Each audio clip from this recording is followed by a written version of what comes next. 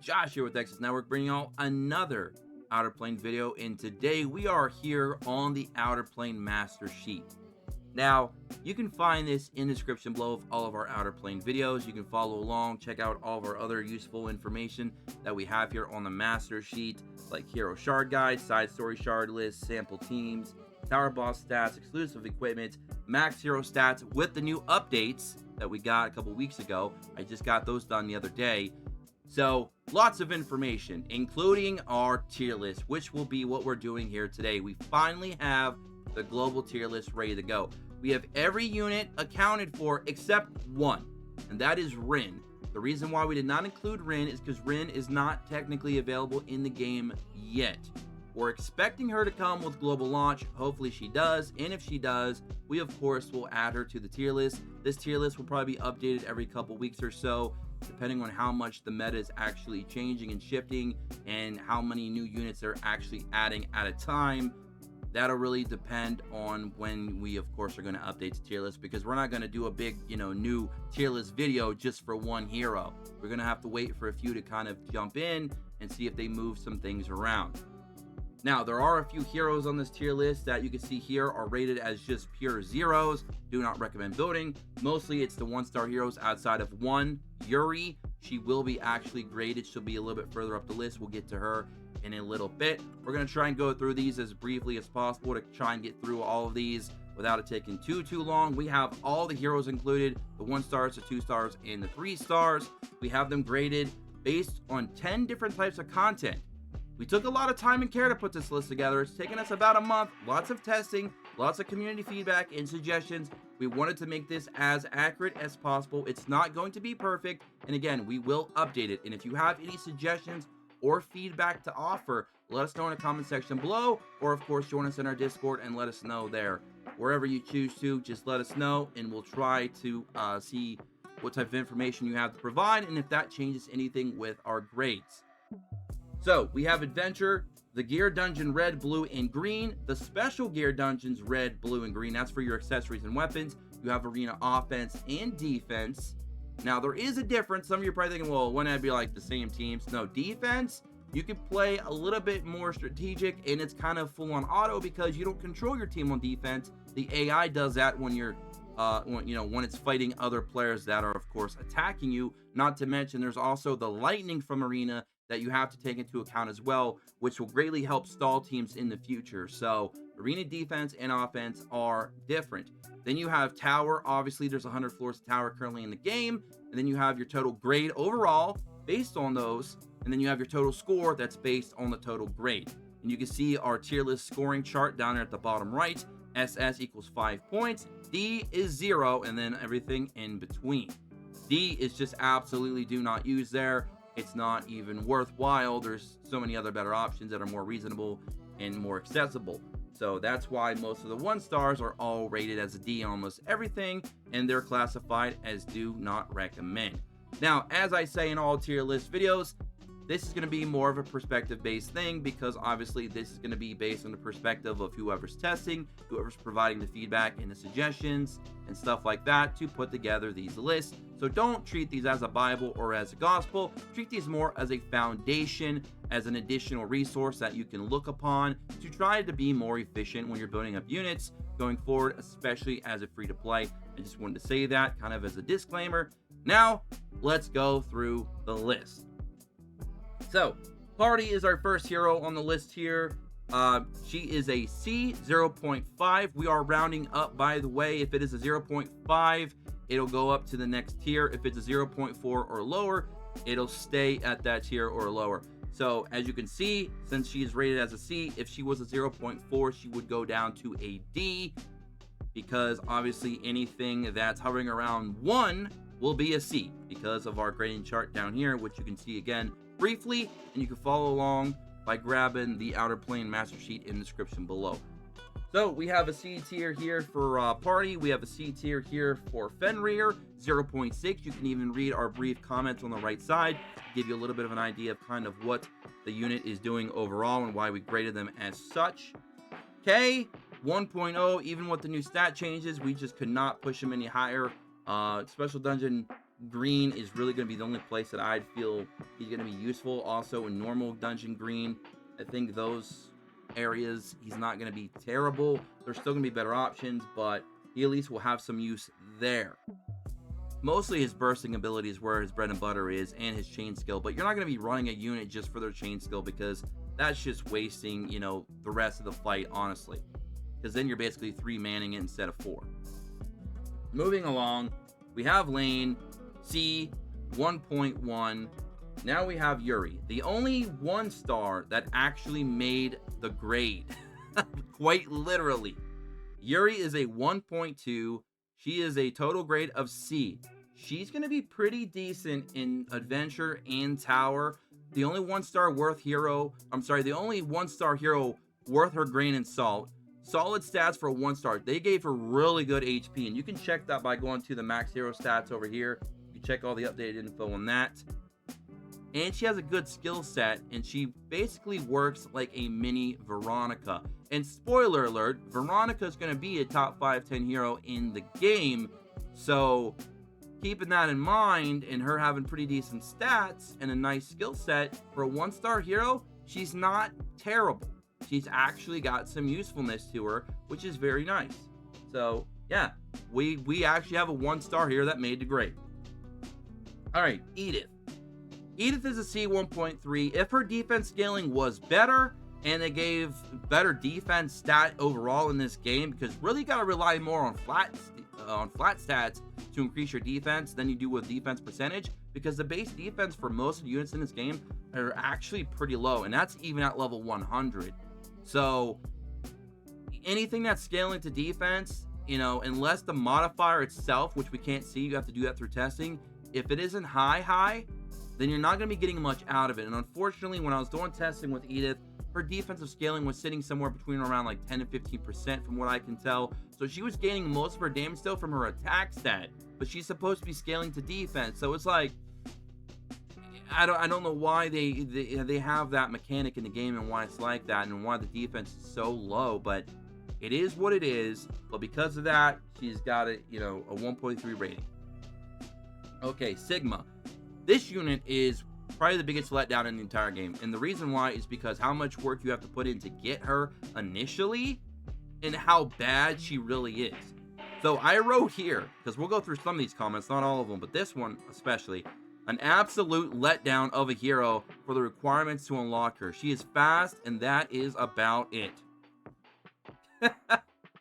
That's it. That's literally, she has shock in her kit, obviously, but only her and Philly, I believe, have shock. I think I could be wrong, but that dot's not going to do any kind of damage with the way her kit's designed. She's built for speed, and her priority increase on her ultimate is dog poop, like dog crap. It's absolutely terrible.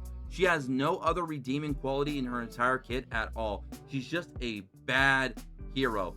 She's borderline just useless in my opinion. She's lucky she even made a grade at all. Mostly just because she's fast, because she has a base speed of 154 at 100, which ties her with, I believe, Eliza, Valentine, and Stella. Off the top of my head, I do believe those are the fast heroes in the game. So outside of that, nothing. So big disappointment for how hard it is to get her initially and what she's offering your team. Okay, Alice, she's a C 1.4. Her entire kit revolves around buff removal, which most of PvE is anti-buff removal. And what I mean by that is a lot of the bosses in the game, the buffs that you're going to want to try to remove, they're unremovable, and she can apply unbuffable to a lot of them as well. So in PvE, her entire kit kind of just falls apart at the seams. If they add more just pure wave-based content that doesn't have bosses, I think she's going to excel there. If they add a Guild Wars, she's going to excel there, because she's actually really good in arena offense and defense. And honestly, just because of arena alone, it kind of saved her overall grade. Without arena, she'd be borderline one of those units that you would just put down there in the do not recommend pile. So thankfully arena saved her big time there with her score. Moving on, Leisha, another one of the starter heroes in the game. Good AoE potential. She takes some setup, and she's not going to be super consistent because of the way her kit is designed. So therefore, she gets a C 1.4. Peskith, another good unit that I feel is is a bit underrated for arena. He's going to be really solid in arena because the way he's built, where he can scale to his own speed and the enemy's speed. Excuse me, got a little raspy there. But yeah, he can scale to his own speed and the enemy speed, which is insane. So that opens up some doors there for some potential on arena offense especially, and maybe some arena defense too. So he's a B at 1.5 because of course that'll round to a 2. Okay, Iris, one of only 2 burn heroes in the game. And when I mean 2, I mean probably really 1.5, because the other burn hero in the game barely qualifies as a burn hero. She has detonations on her ultimate, but she only has like 1 real burn ability on her entire kit. That's why it's like a 1.5. But Iris is a true burn hero, and I feel this is going to be one of those units that if we get more burn heroes in the future, or a burn leader, where it's a unit that kind of is built around helping your burn units do more damage, if they add units like that in the future, I think Iris might actually be able to move up as high as an A. I think she might be able to move up from a B to an A at that point. But as of right now, there's not much burn heroes in the game, and burn might be the best dot damage dot in the game because it's the only one that ignores defense. So that's very, very important to note. All the other dots like shock, poison, what's the other one, bleed, they don't ignore defense. So they're actually getting damage mitigated already, like right out of the gate. So it is nice that Iris does have a dot that does ignore that, and she has it all over her kit, so she's able to potentially spam that if she had another true burn hero to be paired up with. So again, she could be a unit that moves up in the future. I like her for tower. I like her for the special dungeon green. All right, Ava, one of a few light heroes in the game. There's not very many. She's also going to be a B at 1.9. Her healing, if it didn't scale on her ult to the individual allies max HP, and it scaled to only her max HP, she's going to be building with a lot of HP because she's a healer, she probably would have got bumped up to an A, if I'm being honest. But because of the way they designed her kit and its limitations because of that, if you're not running a stall team where you have a lot of units that are built very tanky and have a lot of HP to get the most HP recovery out of her kit, she's just not going to be as good as some of the other healers on the list. So therefore, she is a B at 1.9, which I still feel is very reasonable. Narukang, this is a weird one. This is a unit that had high potential. She was one of those units that I feel could have been really good or just average. And unfortunately, after doing various tests with her, building her out, skilling her up, using her in different types of content, she just is average. She has one of the best survivabilities in the game because of the way her kit works. And it's funny too, because she basically kills herself, takes herself down to 1% HP, but she gives herself 3 turns of damage immunity and debuff immunity. And she's going to be built with a ton of HP. Maybe throw some crit on there too, because you can also crit with her abilities. And just hope that you do a massive amount of damage because she scales to missing HP. The problem is, the scaling on her missing HP has to be a low modifier because her damage output is actually quite subpar. It's average is what I wrote here. And that's really what it is. It's just average. I spelled average wrong. Ignore my grammar problems. I'll fix that all later on. I didn't even realize that till now. But anyways, so yeah, Narukang is going to be a big body on the field that's going to be very hard to kill. She's going to be very annoying. I feel maybe in the future stall teams on defense, her rating might go up if we get a true strong stall team later down the road for arena, guild wars and stuff like that. So she might be able to move up potentially to an A as well. If they change and fix some of these modifiers on some of this HP and defensive scaling for damage, that might help improve her too. But as of right now, her damage output is average, but she has really good survivability. So she is a B at 2.0. Tanya. This is going to be a hero that I feel is going to be very strong in tower. She has AoE attack down, she can stun, and she has high res and evasion, which is a very good combination of things because that means she's not going to die so easily because she won't be taking as much damage because she has a high chance to get a miss, which is also going to help improve her damage mitigation. High resistance is going to help her not get debuffed as often when she does get hit. So that's going to be great as well. Attack down is always solid for boss fights, and so is stuns. on either multiple, on different targets during waves, mobs, or even bosses that don't have a resistance to it. So she's got a good overall kit. Matter of fact, these next two heroes are going to be kind of similar in the fact that they're going to be really strong for tower. We have Alpha, who has a defense down on her basic. Very, very good there. And she also can stun too. So that's always good to have that combination of being able to provide more damage for DPSs by lowering the defense with a basic, and then of course having some CC there to kind of control the fight. So Alpha's decent there. Philia, reliable stunner and does priority decreases, so another B there. So those three are all Bs, 2.2, 2.3, and 2.4. 3 good 2 stars in a row. And then we have Adelie. Adelie, I want to throw a little bit of context on Adelie because I feel if they would make one small change, and if they don't, then it doesn't matter, but if they did, her arena offense would go from A to an S easily. This is a true to form AoE monster. She's going to be doing AoE after AoE after AoE, and she even has a attack up in her kit to give herself attack up. But here is the problem. This is why she gets an A in offense instead of an S. Her AoE on her ultimate gives her attack up after she's already used the move instead of before it. So you're not going to be able to account for that attack up when you do the initial ultimate in arena on that first turn. That's the only reason why she got an A instead of an S in arena offense. But she's going to be doing tons of AoE damage, which means she's not going to be that strong for boss fights per se, unless they're bosses that have mobs. And there she'll be fine. In story mode, she's going to be a monster because she's going to be doing a lot of cleaving for you. You're going to be bursting through a lot of those waves like no other. So that's all very good. So she got an A. She's a 2.5. Again, if they made that one small change to her ultimate where they gave her the attack up before her attack instead of after, I'd probably give her an S in arena offense. So that is Adelie, a true to form AoE beast. Banon, another light hero. Again, we only have a few of those in the game. She's an A, 2.6. Solid all-around healer that can offer priority increase and immunity.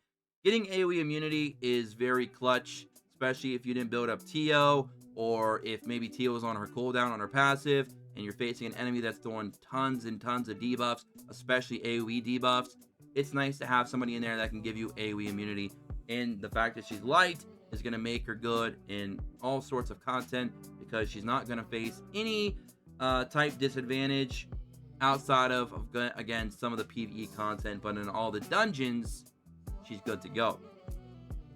All right, Marion, another strong tower hero, very good for adventure as well, and going to be good for the red dungeons because she has curse, and curse scales to the enemy's max HP. Now, this tier list, a little side note here, we're not including the EEs because 9 out of 10 EEs in this game are kind of bad. And we kind of talked about that in our exclusive equipment video. Our exclusive equipment video, we only had there's only a handful of EEs that are actually even really good.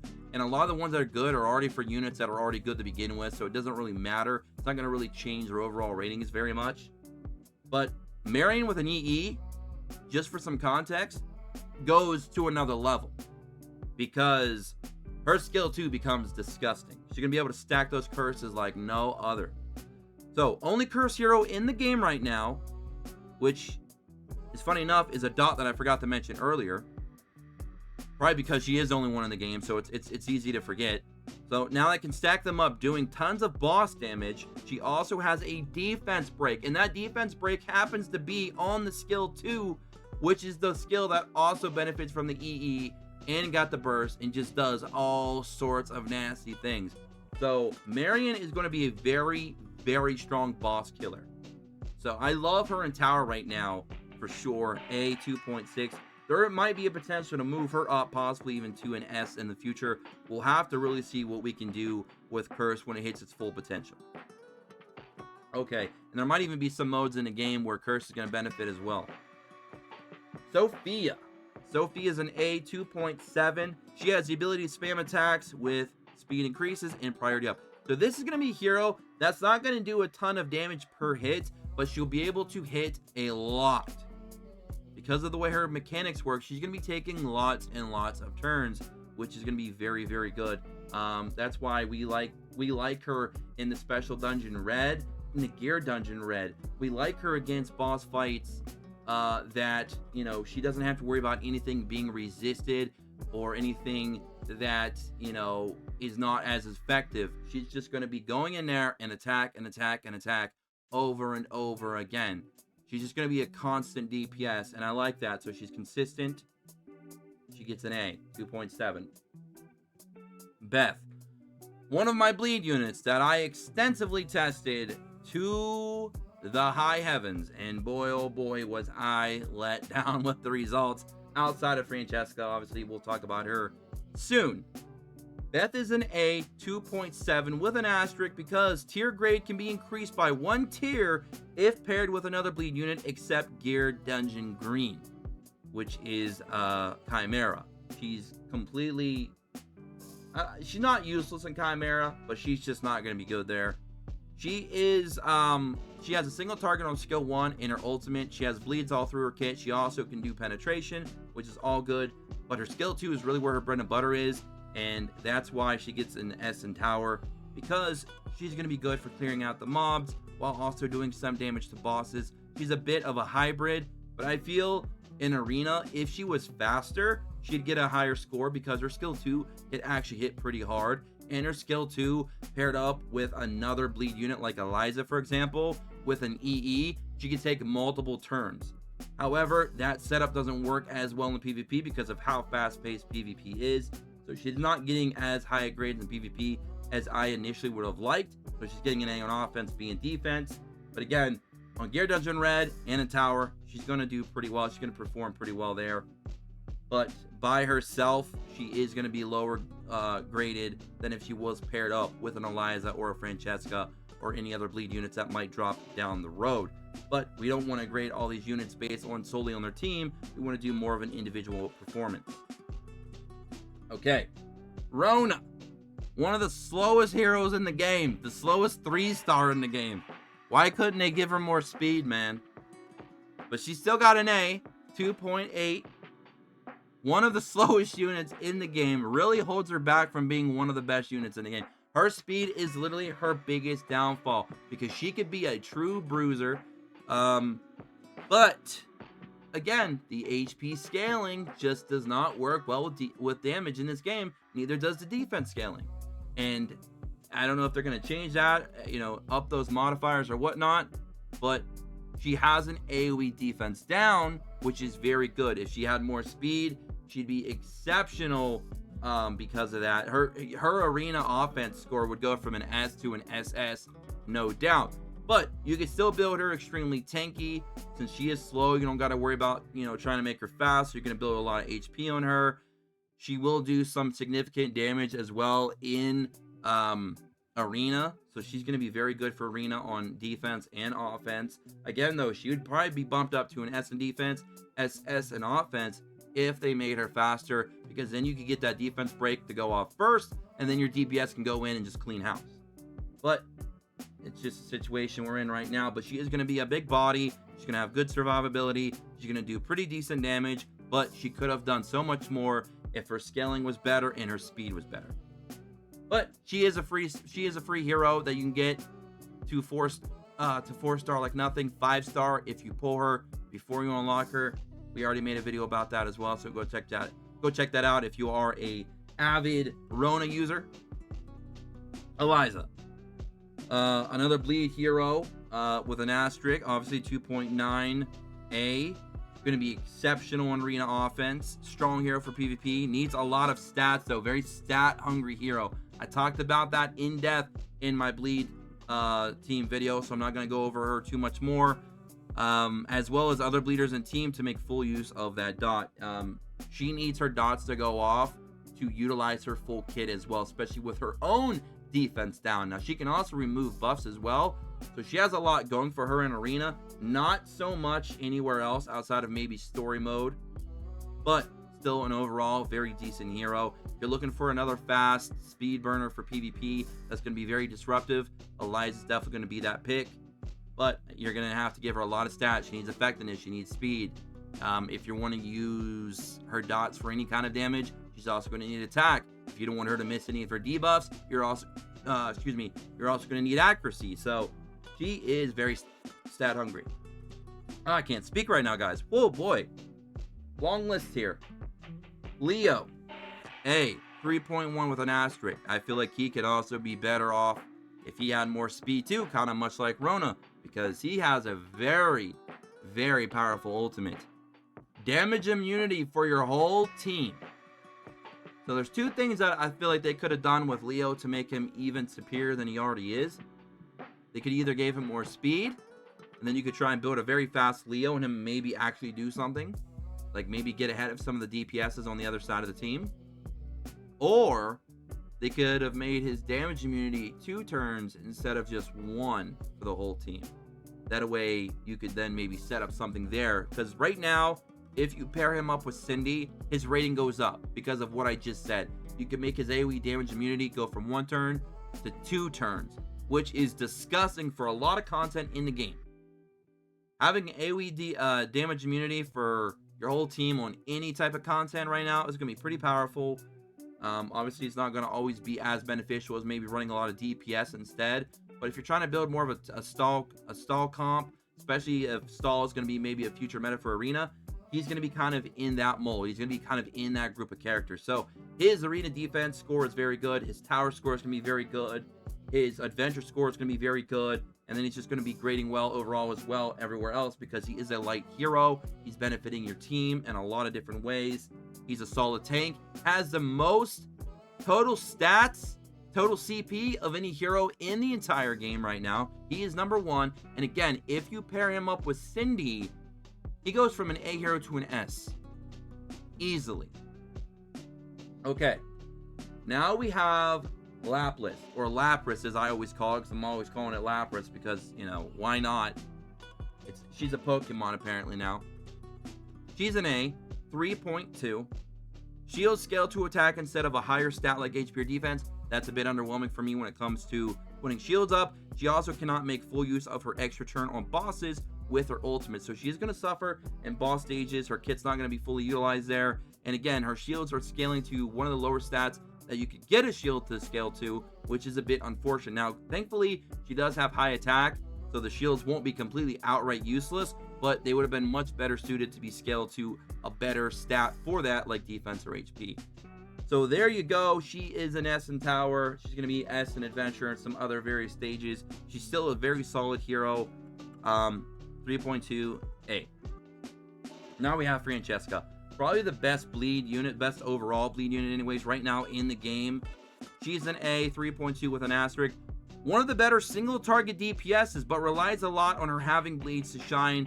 So pair her up with another bleeder and her grade goes up. Now what I mean by that is her ultimate, it does a lot of damage if you have a bleed. Her bonus damage is a nice chunk. They must have gave her very high multipliers because all 3 of her skills are all single target, but they all do very decent damage. But her ultimate, man, if you have a bleed from her skill 2 or skill 1 or from another bleed unit and you pop that ultimate's doing crazy numbers. I mean, I'm talking 20, 30K easily, and that's with subpar gear and not even level 100 yet. Not even fully skilled up yet. You could potentially hit 40K plus with her ultimate in that scenario. She has very strong multipliers on her skills. She is one of the best, if not the best, single target damage dealer. Pure single target damage dealer in the game. So, Francesca, A, 3.2 with potential to maybe move up if you run her with other bleed heroes. Snow. Now, this hero is very interesting because this is actually one of the 4 free-to-play story heroes that you get at the beginning of the game when you go through some of the story stages. You unlock her very early on, within the first hour or so of the game. She's also the highest graded one of them, and she's really, in my personal opinion, the only one worth actually truly building up. Her kit is incredible. Since she is a ranger or an archer, she has the second tier, I would say, of speed in the game. Like, you have 154, that's the top, and then 149 would be like that second tier. She's right there, 149 speed at level 100 on her base speed, which is insane. She can lower priority AoE with her ultimate, and with her EE, she can also have a 40% chance to freeze the entire team with an AoE. And her skill 2, especially with a burst, can also freeze targets as well. Her kit is great for PvP. She has good, priority manipulation, which is going to be strong when you're trying to move your units up and down. And then, of course, she also has the ability to CC with her freezes. So she is excellent in arena offense and defense right now, and she's good in a lot of other content as well, because if they cannot resist the freeze, she's going to be a good CC unit. And of course, again, she has manipulation over priority, which is great. She's the best starter in the game, as I wrote there in the comments. She's an A, 3.3. We have Kate. I feel like this is a unit that gets talked about sometimes, but I feel like after today's video, a lot more people will talk about Kate, because you need to go check out Kate's skill set right now. She is incredible as a 2-star tank. She's an A, 3.3. Very solid tank, has high scaling shields because they scale, I believe, to her max HP. And she also has some useful crowd control, some CCs in her kit as well. So, when you have some good CCs on your tank and they have incredible shielding abilities for your team, that to me is a great 1-2 punch for a tank. So, I like her in arena defense for this, again, for the future stall team. I like her in tower. I like her in gear dungeon green. And then I just like her overall in other areas as well, because her kit benefits your whole team. She doesn't really have to worry about too much in terms of like type advantage, disadvantage. That's why she's scaling highly in a lot of the dungeons, even ones that she has a type disadvantage against, because she's still putting up massive shields for your team, which is keeping your other units topped up and alive so they can go in and clean house. So I really like Kate a lot. If you have not looked into Kate, check her out right now. Okay, we have a dark hero here. We got Vera. She's an A, 3.3. This is Noah Jr. I always classify Vera as a Noah Jr. If you thought Noah was like a top 1, 2, 3 hero in the entire game, you have to put Vera up there near the top 10, top 15, because she's literally a miniature version. I won't even say miniature. I feel like that's not even doing it justice. She's a slightly, I guess you could say she's a slightly nerfed version of Noah. But she also has the dark element, so she's going to be good against all dungeons because of that, and the way that she's built like Noah, which Noah's already used in pretty much all content. So if she's like Noah and she's dark with just a slight little nerf the way she operates, that's a winning ticket there for me. So we wrote here, this is Noah Jr. She will provide a great wave clearing and great DPS for a 2-star hero. She also has really solid attack stat for a 2-star hero. The fact she's also dark, again, plays a very big role there. And she's going to be a very strong DPS for your team. And matter of fact, pairing her up with Noah could be a solid 1-2 punch for DPS going forward. And she don't have bad speed either. She's pretty good there, a little bit above average on speed. So I like it as well. Good combination of everything. We have Maxwell. Excuse me, guys and gals. My voice is just going right now. Now we have Maxwell. This is another strong AoE unit. He'd be better in arena. He'd probably get an SS and an S on defense if you could use his ultimate immediately. But his ultimate is kind of locked out to him for a few turns. So that's what his real big drawback is when it comes to arena.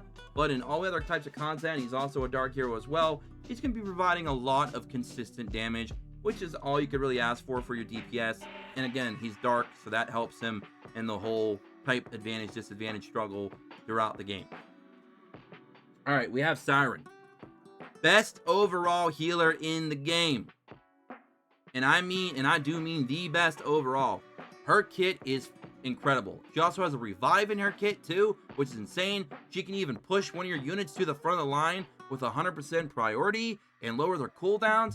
This unit can do a little bit of everything that you would really love in a support / healer, which is really what she is. She's a support and a healer. And she's got some really big beefy heals too that are scaling to her max HP, I believe. So that also helps over like a unit like Ava, for example. And she's going to be providing with more healing opportunities and more top-up opportunities than a unit like Tio, which we'll get to soon, who I even have graded higher than her because of crazy things that Tio does. But Siren, as a pure healer support, you cannot go wrong. She's incredible. So she's getting an S 3.5. Cindy. Cindy. This unit is an engine that can just take a mediocre team or an average team and take them to a new level. She is a game changer for your teams. She is top tier right now in arena offense and defense because of crazy things that she can do. For one, she's extremely fast and she's extremely effective. And what I mean by that is she's taking whatever buffs you have on your team and then adding another turn to them. She's adding buff extension with her ultimate, which is insane for any type of good buffers out there. You're getting more turns for attack up, you're getting more turns for accuracy up, you're getting more turns for crit rate up, crit damage up, for more turns for your shields that scale to whatever. You're getting more defense immunity, or debuff immunity. You're getting more damage immunity. Like any kind of good buff that you have on your team, she's gonna take it and extend it an additional turn. That's disgusting. And then her skill 2, oh man, her skill 2. Talk about 2 strong stats to give to your team for DPS. She's giving you accuracy up and attack up for your whole team, which again, she can then extend an additional turn with her ultimate. So you pair her up with some other really strong units in a game like Valentine, you basically just turned Valentine into being from just a pure supporter to now a support DPS in PvP. That is insane, because now Valentine is going to be doing lots of damage because now she's getting an accuracy boost, she's getting an attack boost, she's already doing the crit up and crit damage with her own kit. You're extending all of that. Nasty. And again, she's extremely fast, so she's going to be a part of that speed meta, and she's going to be good in lots of different content because of what she offers to your team. She's basically allowing you to gear your units in a certain way to not have to be so stat hungry. You don't have to put as much attack on your DPSs. You don't have to put as much accuracy on your AoE damage dealers, because she's providing you that with her own kit, and then she's extending it to allow you to enjoy it even longer. So it's absolute insanity.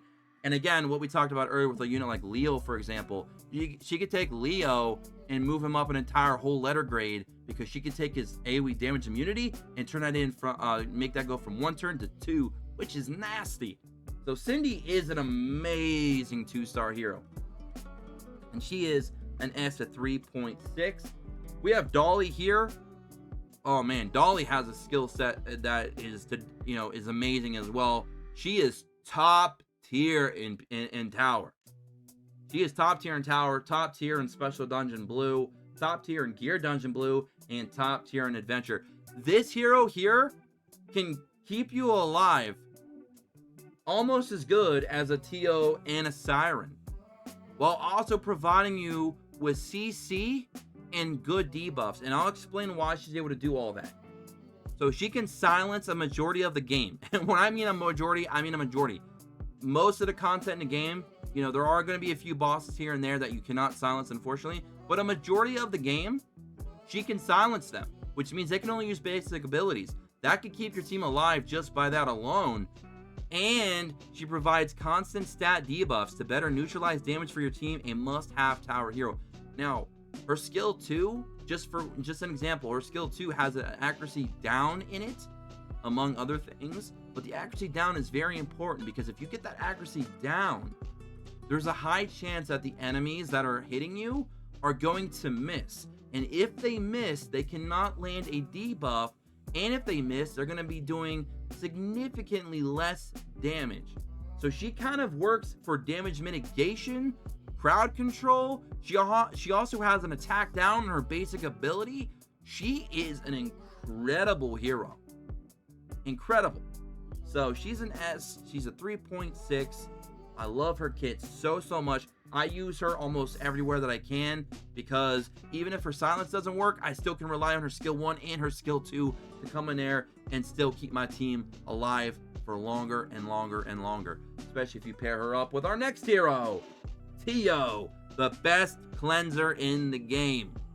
Man, if you get the EE for her, matter of fact, Theo is probably one of the first EEs that you'll probably want to unlock in the game, because it takes Theo to a whole nother dimension. Theo's skill 2 is a passive, and when it's maxed out, it can happen every 2 turns.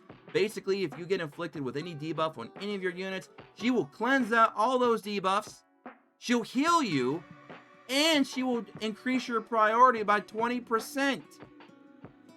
That is so much utility in a skill 2, or I'm sorry, on a passive on a 2-turn cooldown.